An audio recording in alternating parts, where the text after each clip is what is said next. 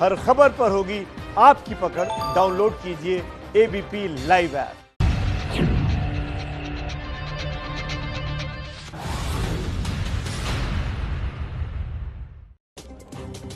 नमस्कार, शाम के 4 बज रहे हैं। एबीपी न्यूज पर हाजिर हूं मैं रोमाना इसार खान। बिहार के साथ साथ मध्य प्रदेश में चुनाव है। बिहार में विधानसभा चुनाव और मध्य प्रदेश में उपचुनाव, लेकिन अंगारे मध्य प्रदेश में जमकर भड़के हुए हैं। और इस चुनाव में इमरती देवी के लिए महाराजा का फायर ब्रांड अवतार दिख रहा है। वही इमरती देवी जिन्हें आइटम कहकर कमलनाथ बुरी तरीके से फंस चुके हैं और अब महिला अपमान के अंगारों पर सिंधिया के शोले भड़कने लगे हैं। सिंधिया इस महिला के साथ खड़ा है, जो सिंधिया इस केंद्र का हर महिला का रक्षक है और सिंधिया डबरा का चुनाव लड़ रहा है। मध्य प्रदेश की पॉलिटिक्स में ये एंग्री यंग मैन की ललकार है। डबरा का चुनाव लड़ रहा है।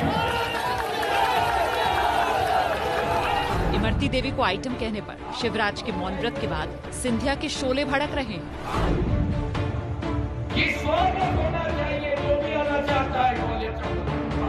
शिवराज सरकार में मंत्री इमरती देवी के आंसू के लिए सिंधिया के अंगारे धधक रहे हैं। आपकी घर घर की लाज को कमलनाथ ने आइटम कहा है।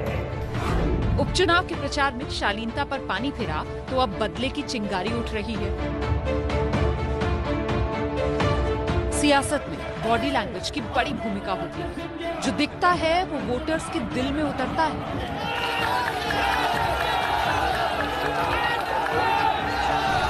इमरती देवी के अपमान पर गुस्से में सिंधिया कभी पोडियम पर हाथ पटकते दिखे तो कभी उन्होंने अपनी मुट्ठी भींच ली।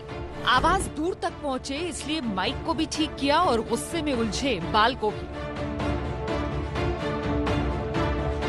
इमरती देवी के अपमान के विरोध में सिंधिया ने उन्हें गले लगाकर जनता से सबक सिखाने को कहा।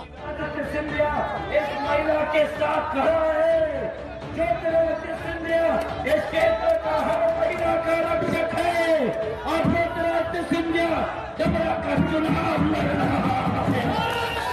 इसके बाद महाराजा की तरह आसमान में हाथ उठाकर सिंधिया ने समर्थकों की तालियां बटोरी।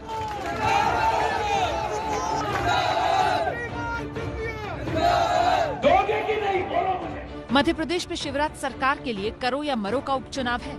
शिवराज से ज्यादा सिंधिया की साख दांव पर है, क्योंकि जिन 28 सीटों पर उपचुनाव है उसमें 16 सिंधिया के प्रभाव वाले ग्वालियर चंबल रीजन में आती है। इसी में एक सीट इमरती देवी की भी है, जिस पर उनके खिलाफ प्रचार करने आए पूर्व सीएम कमलनाथ ने इमरती देवी को आइटम कह दिया। मैं क्या उसका नाम लूं? आप तो उसको मेरे से ज्यादा पहचानते हैं। आपको तो मुझे पहले ही सावधान कर देना चाहिए था।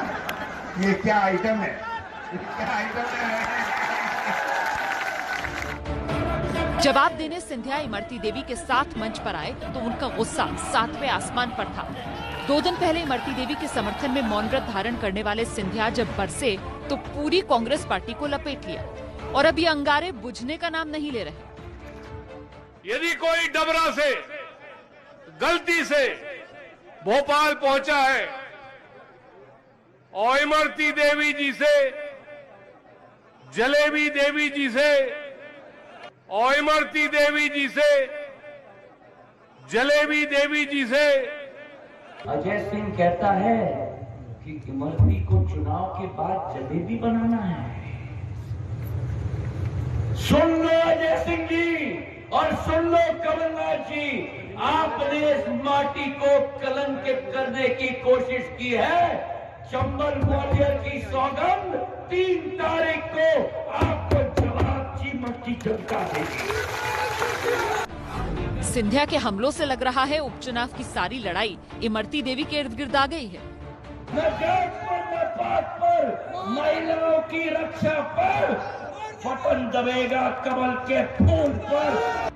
इधर राहुल गांधी की नसीहत के बावजूद कमलनाथ माफी मांगने को तैयार नहीं और हर गुजरते वक्त के साथ इमरती देवी के अपमान का मुद्दा मध्य प्रदेश की सियासत में छा रहा है। I think one cannot treat women with disrespect. One cannot Kamalnath ji is from my party, but I don't like personally the type of language that Kamalnath ji has used. अब वो राहुल जी की राय है और उनको जो समझाया गया कि किस संदर्भ में मैंने ये कहा था, मैंने तो साफ कर दिया मैं किस संदर्भ में कहा था, इसमें और कहने की आवश्यकता नहीं है। सर, क्या कमलनाथ जी आप माफी मांगेंगे इमरती देवी से? मैं क्यों माफी मांगूंगा? लेकिन सिंधिया का ये गुस्सा इमरती देवी के अपमान से भी पुराना है। कांग्रेस में अपमान का घूंट पीकर बीजेपी में आने पर सिंधिया के यही तेवर दिखे थे। ये विश्वास रखना, मैं केवल एक चीज आपके अपने साथ लेके आया हूं और वो है मेरी मेहनत, मेरी मशक्कत। और ये विश्वास मैं आपको दिलाता हूं, यहां बैठा हुआ खड़ा हुआ एक एक कार्यकर्ता, एक एक महिला, एक एक नौजवान, मेरा एक ही लक्ष्य होगा कि आपके दिल में स्थान पाना, ये ज्योतिरादित्य सिंधिया के जीवन का लक्ष्य होगा। और ये भी मैं आपको स्पष्ट रूप 7 महीने बीते और एक बार फिर कमलनाथ से बदले की आग में सिंधिया के सियासी शोले भड़क रहे हैं।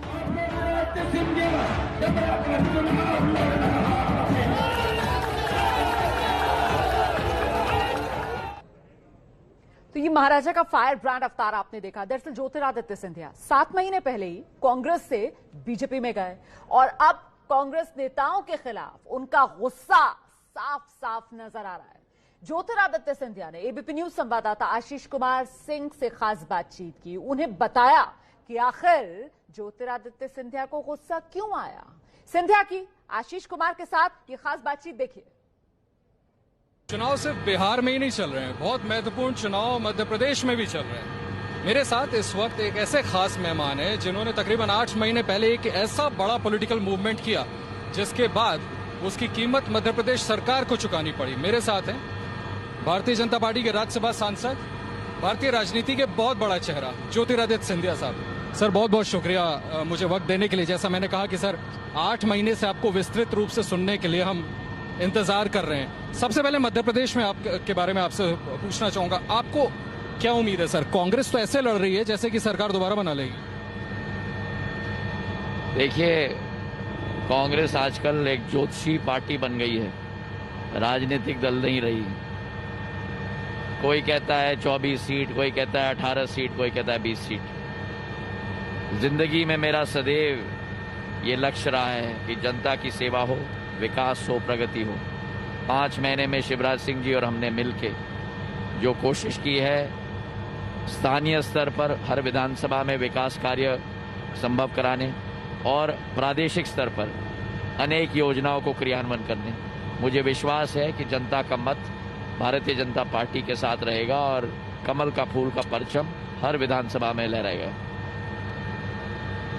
मैंने सर आपको देखा कि कमलनाथ जी के बयान पे भी आपने रिएक्ट किया, आपने इमरती देवी को गले लगाया, और लेकिन कमलनाथ जी ने राहुल गांधी जी के बयान के बावजूद उन्होंने कहा मैंने रिग्रेट कर दिया है, राहुल जी को गलत ब्रीफ किया गया होगा। देखिए, मैं भारतीय जनता पार्टी का कार्यकर्ता हूं, किसी और दल की अंदरूनी मामलों पर मैं टिप्पणी नहीं करता, लेकिन ये जरूर जो घटना हुई है निंदनीय नहीं है, घोर निंदनीय है।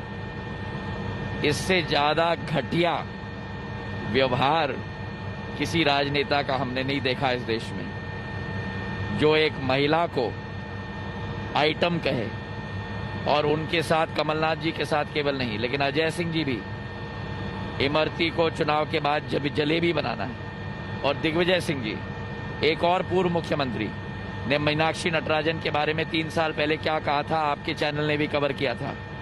मैं तो शब्द का भी इस्तेमाल नहीं करता, क्या 100 वगैरह वगैरह वगैरह।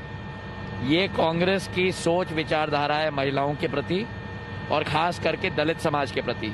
आज बाबा साहब अंबेडकर अगर जीवित होते तो वो स्वतः ही इतना निराश होते इस विचारधारा के साथ, कांग्रेस की नीति और सोच के साथ। और जो अपने पूर्व अध्यक्ष की बात को नकारे, वो व्यक्ति अगर अहंकार से नहीं भरा तो किससे भरा है? संजय साहब, आपके भी एक विधायक का बयान आया, आपने देखा होगा, मैं क्या रिपीट करूं।